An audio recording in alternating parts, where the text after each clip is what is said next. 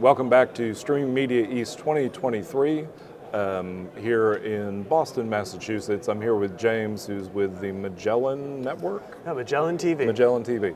And you mentioned before we went on air, MagellanTV is sort of works in the niche market of documentary and nonfiction. That's correct, yep. So do you produce the content? Do you deliver the content, or both? Yeah, so a mix of both. Okay. We do have originals and co-productions.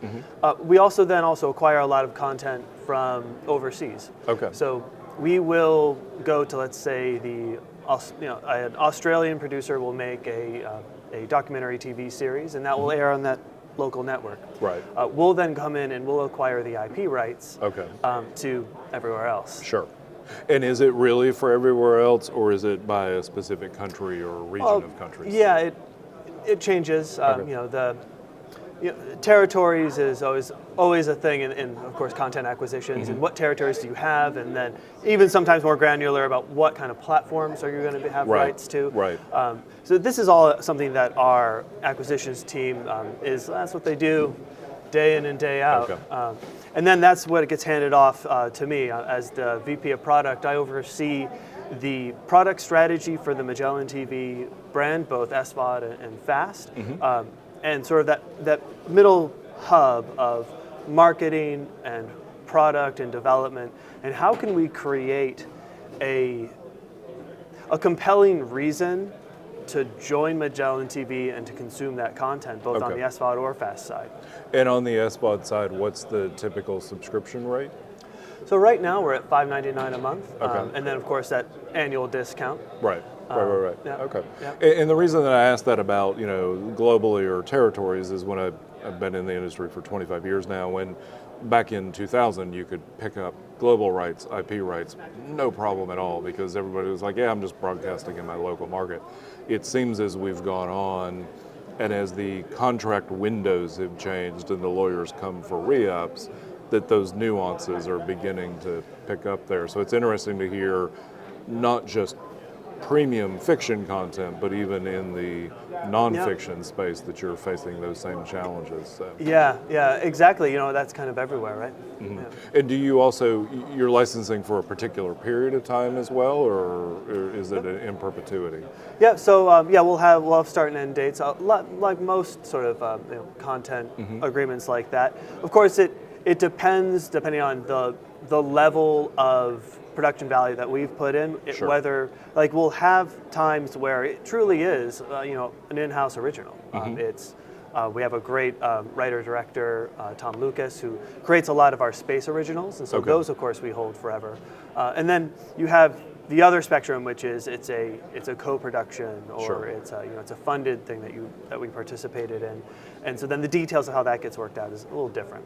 So the other question there is, and I remember writing about this a number of years ago because I work abroad a lot. I couldn't take my Netflix with me. I couldn't take my Amazon Prime, and originally the argument was, well, we don't own the content.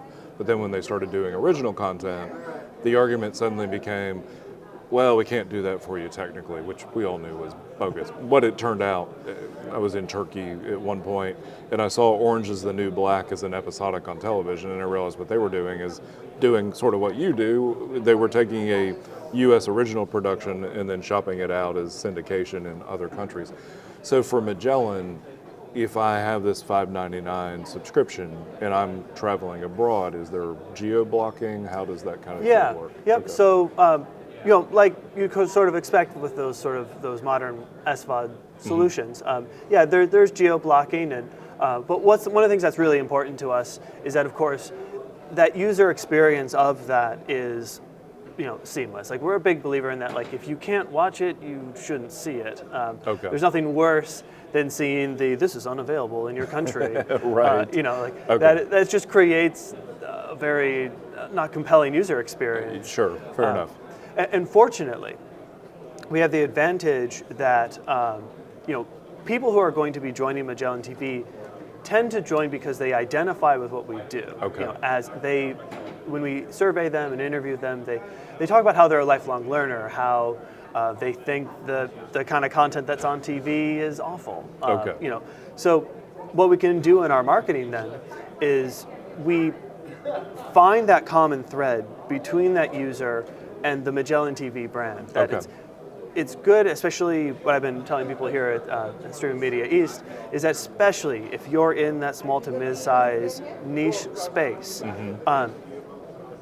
use the advantage of the fact that you can create a connection with that user about why they're there. Right. So what we do is in our marketing and our onboarding emails, we really try to drive that point home that that MagellanTV and that user, that we share the same values, and that creates an environment of retention and of a situation where it's not about necessarily any one show. Okay. It's about The holistic. the library itself. Okay. And so that leads me to the last two final questions. Given the fact that you're sort of doing a niche within the nonfiction market and you're smaller than the big guys, do you see a significant amount of churn with those people who identify with the channel? No, so that's actually one of the advantages, right? In this environment right now that we have heard a lot of people talking about it, there's downward pressure across all monetization types. As as we're looking at it, yes, there's headwinds. I can't deny that. Right. But we're still growing. In fact, our retention is improving. Ah, very nice. And that's because when you are, you're a user and you need to cut back, we've set that value proposition with you that your value proposition is not like access to content. Right. We're not just access. It represents something about you. This is how you demonstrate the fact you're a lifetime learner. Got it. Okay. So now the conversation becomes, am I going to cancel MagellanTV? Well, does that mean I'm canceling being a lifelong learner? Right. That's why I joined. Yeah. It's the reverse of guilt by association. Yeah. And it's we're not trying to be manipulative about it, but and truthfully, we're a small team and we feel passionately about documentaries too. But that is something that I feel like these niche streamers can really take advantage of. It's a lifestyle model. Exactly. So that leads me to my final question is, what would you consider the most compelling content you have at the moment in the system? Well, what genres do you like? What genres do I have an option of? Yeah. So it actually is kind of funny. Okay. When we, again, survey and interview people, when they first view our ecosystem, one of the things that they say is I see, look at all of these genres, a long list, Right. there's so much value here, Right, all right, of these different interesting topics. And then once they come in, their viewing behavior is a little different. Okay. Most members are watching 1, 2, maybe 3 genres out okay. of our, I think we're up to 10 different genres. So people do tend to be rather specific in what they Okay. enjoy. And that creates its own set of challenges, because how then on that acquisition side, how do we keep multiple pipelines active? Right. Because it's not about needing the next hit drama, every quarter. Right. It's about we need a great history series. We're going to need a great true crime series. Right. We need a new space original. Space, right. So that's one of the challenges, though, when you kind of have these niche offerings, is that they're going to get into something that they really enjoy. Okay. Yeah. Interesting. Well, thank you very much for your time. I really appreciate that. James with MagellanTV, and we'll be right back with our next guest.